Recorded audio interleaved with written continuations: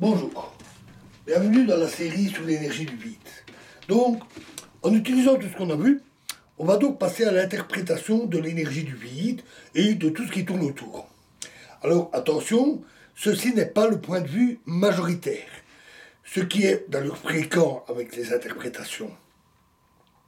La plupart des physiciens sont très pragmatiques. Ils raisonnent en scientifique, suivant la méthode scientifique, ce qui est bien normal.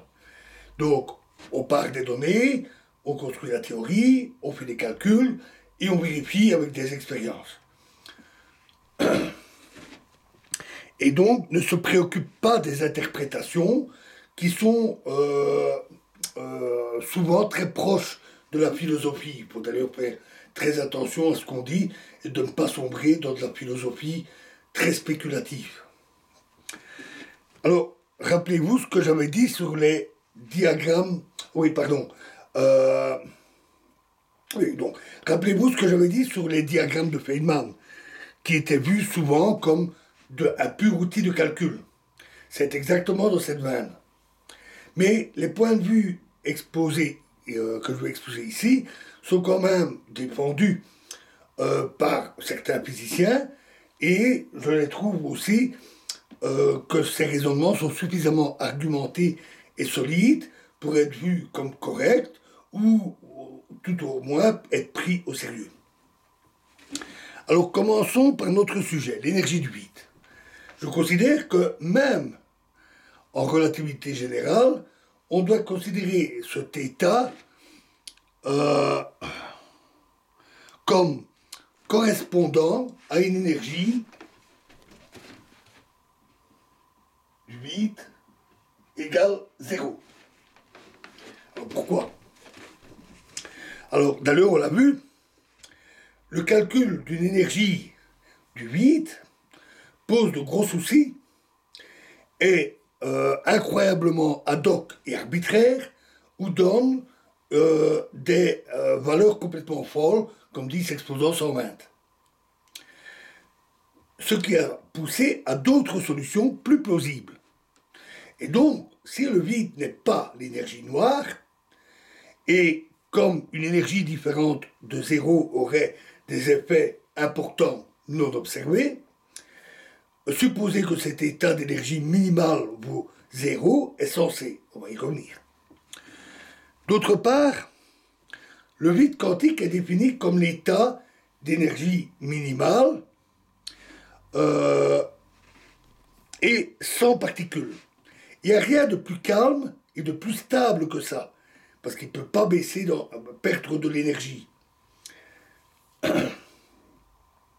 On reviendra plus loin sur le cas particulier du champ de Higgs avec son énergie importante au niveau du vide. De plus, l'état du vide est invariant de Lorentz. Donc rappelez-vous, j'avais dit que sous une transformation de Lorentz de la relativité restreinte, l'état du vide redonne l'état du vide, le même. Il n'y a rien qui change. Ce qui veut dire que l'état est le même sous les translations, les déplacements, les rotations, ou des mouvements, un observateur qui sera à vitesse uniforme. Là aussi, on reparlera plus loin du cas de l'effet Unruh. Supposons qu'on ait une fluctuation du vide. C'est-à-dire un diagramme vide-vide. Alors, vu que cette invariance est une transformation de Lorentz, on retrouve la même chose.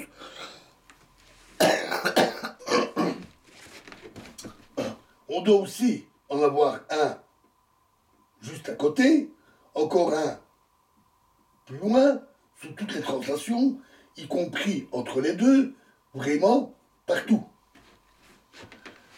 C'est encore pire avec les rotations, parce qu'on doit aussi avoir des particules qui partent dans un sens, ou dans l'autre, ou comme ça, dans tous les sens. Et pire encore, vu que c'est invariant en fonction des mouvements uniformes, et que l'énergie, donc l'énergie de la paire de particules virtuelles, dépend du mouvement des points d'observateur. C'est un effet relativiste, mais qui n'est même pas de la relativité restreinte. C'était déjà vrai avec la théorie de Newton. L'énergie cinétique dépend du mouvement. On doit alors avoir toutes les fluctuations possibles et inimaginables en tout point et à tout instant.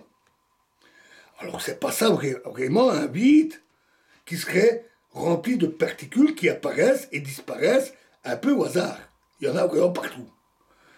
Rappelons d'ailleurs que l'état réel du système, c'est la somme de tous les diagrammes possibles. Donc, de toutes les fluctuations possibles partout, tout le temps.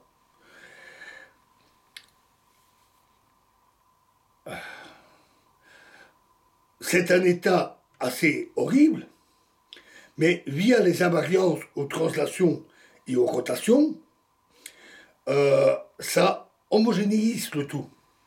Ça redevient un milieu strictement homogène, sans irrégularité, sans rien, sans fluctuation.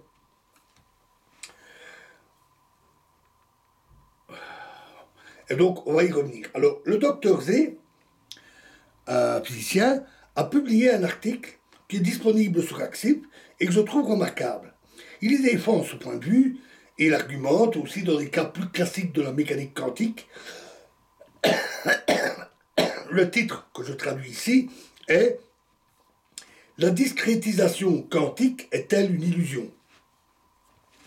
Selon ce point de vue, en relativité générale, où l'énergie est forcément positive, un état calme, sans rien, sans particules, d'énergie minimale, doit correspondre à E égale 0. Revenons au calcul en théorie des perturbations, avec les diagrammes de Feynman. On doit donc faire la somme de tous les diagrammes. Et j'ai dit qu'on excluait les diagrammes vide-vide. En fait, le calcul revient à faire ceci. L'amplitude d'un processus, c'est la somme de tous les diagrammes,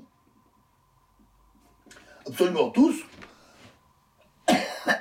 pouvant correspondre à ce processus, donc y compris avec des diagrammes vide-vide, divisé par la somme des diagrammes vide-vide. C'est ce qui apparaît quand on voit le développement du calcul. Et on montre que la somme de tous les diagrammes possibles peut se factoriser. C'est-à-dire qu'elle peut s'écrire comme somme des diagrammes connexes. Donc rappelez-vous, les diagrammes qui tiennent d'un seul tenant sans partir avec des diagrammes vide-vide, fois la somme des diagrammes vide-vide.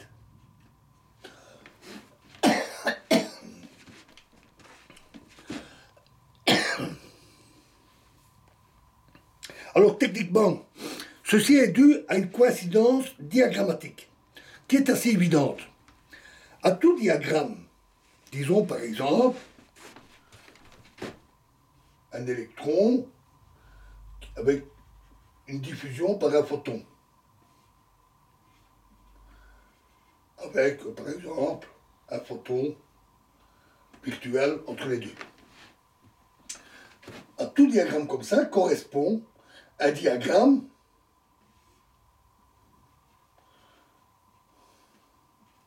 où on a amputé les lignes externes. On enlève les électrons et photons réels. Il ne reste plus que les particules virtuelles, c'est un diagramme vide-vide. Et donc il y a une correspondance 1 à 1 entre les diagrammes connexes et les diagrammes vide-vide. Et comme le calcul d'un diagramme se fait en prenant le produit des différentes parties, ça revient à pouvoir factoriser comme ceci.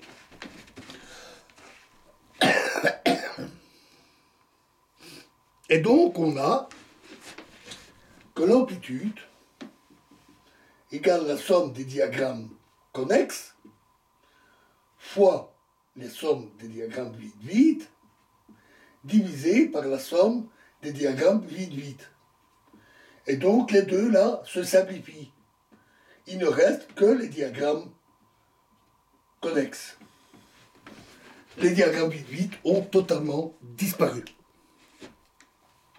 C'est comme s'ils n'avaient jamais d'effet sur les phénomènes. Et je vous l'avais dit, hein, forcément, il n'y a pas de lien, pas de ligne de diagramme qui le relie au reste. C'est un diagramme vide-vide, que du vide-vide. Et donc, il n'y a pas d'interaction. Et donc, pas d'effet. C'est comme s'il n'existait pas. On peut les considérer comme un artefact théorique.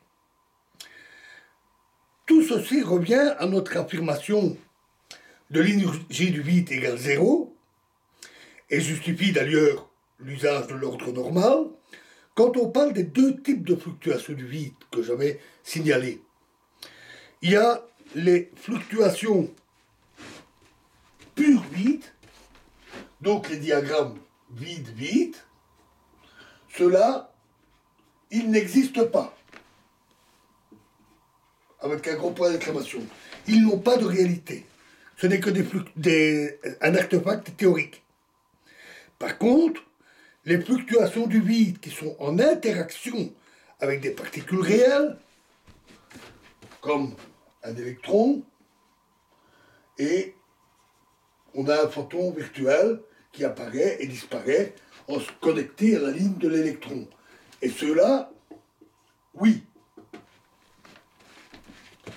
on doit les considérer comme existants. Rappelez-vous le raisonnement que j'avais fait sur les particules virtuelles, qui sont somme toute comme les particules réelles, selon les points de vue, selon la façon dont on regarde une expérience, etc. Mais alors, qu'en est-il des expériences qui mettent en évidence les fluctuations du vide?